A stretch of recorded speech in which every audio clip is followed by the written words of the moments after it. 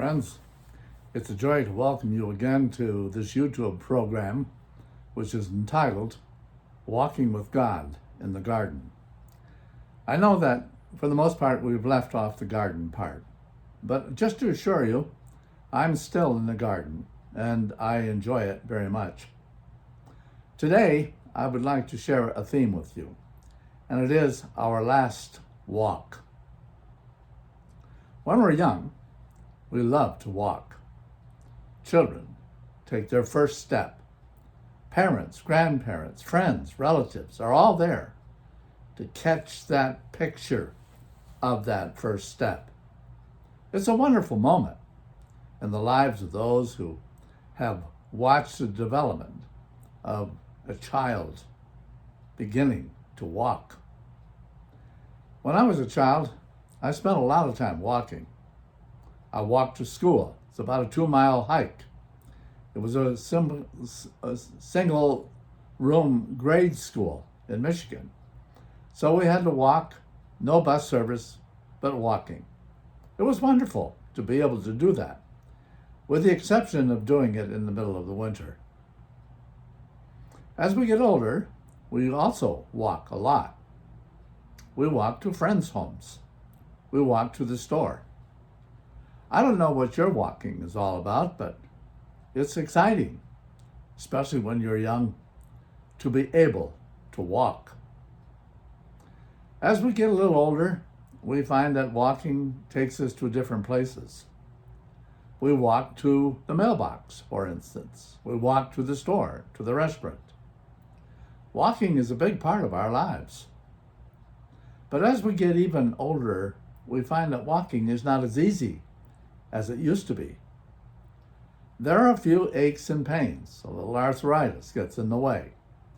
So walking, we find, is not as enjoyable. I live on a pretty busy street here in Escondido, and I notice that there are many people who are walking. Many of them are walking because their doctors tell them, you should get out and walk. Maybe they've had some problem with their heart.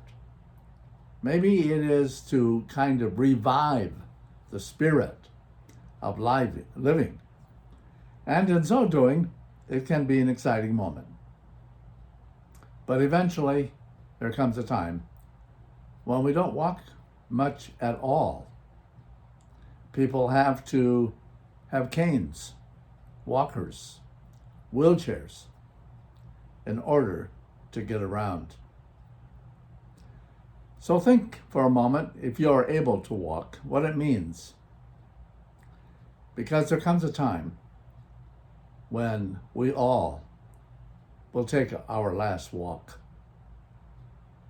I officiate at any number of funerals. Every week, there's a funeral. And I think of those who have passed on. They are not walking anymore. Their walking is over with. I hope and pray that you take time to walk, physically, but also spiritually.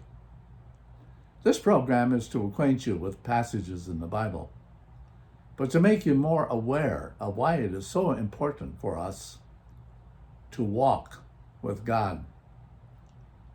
I'm finding this to be truer every day.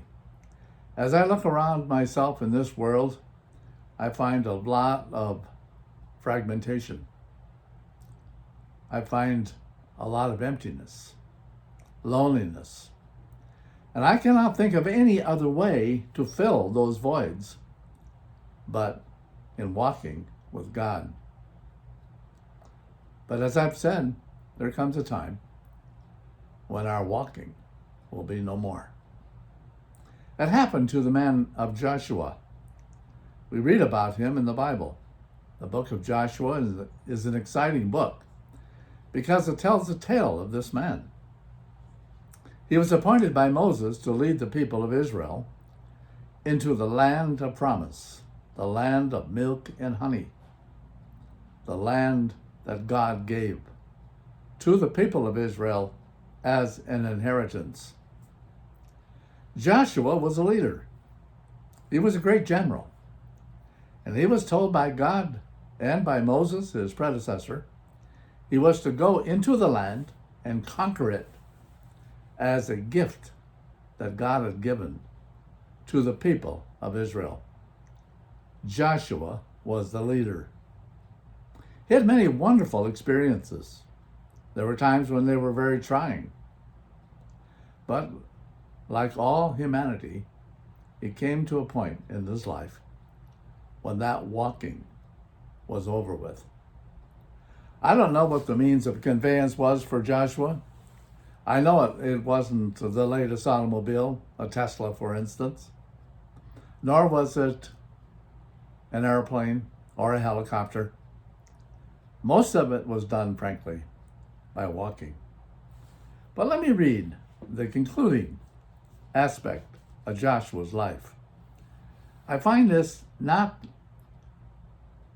depressing, but encouraging.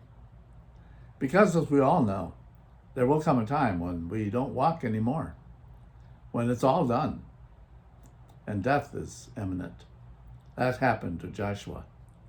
He was well aware of it, and we read about it here in this book. Let me share with you the concluding remarks. Then Joshua sent the people away, each to his own inheritance. Joshua had outlined for the people what their inheritance was. Each tribe had an allotted amount.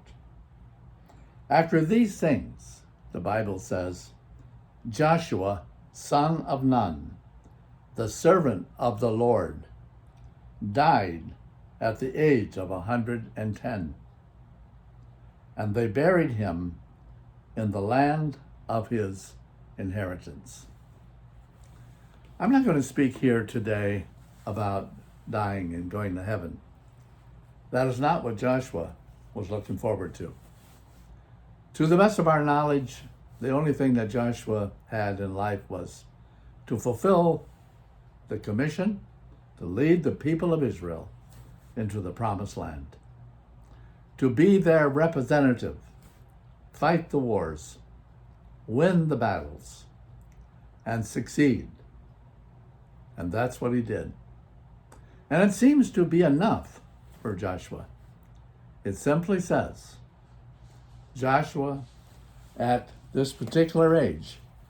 Now we notice it didn't go into 900 years, but only 110. Many people live to be 110 today.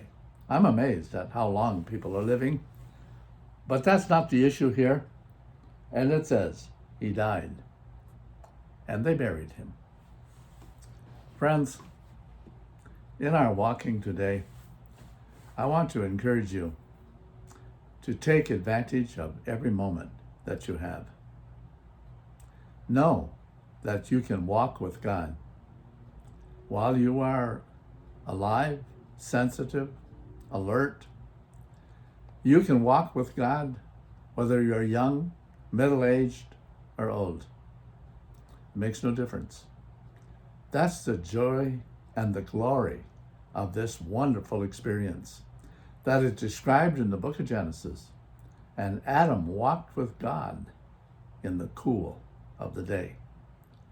Wherever it is that you can walk with God, I encourage you to do that, however you can. Because the day will come, like it did for Joshua, at some age, when you will not be able to walk this earth anymore. Beyond that, God has you in a different capacity, a different way to meet him and the life that he offers. Friends, God bless you in your walk. I hope it's not your last walk, but if it is, may God give you the grace and the peace of knowing that you have done well while you were walking on this earth. Have a wonderful day, and tune in again next week to Walking with God.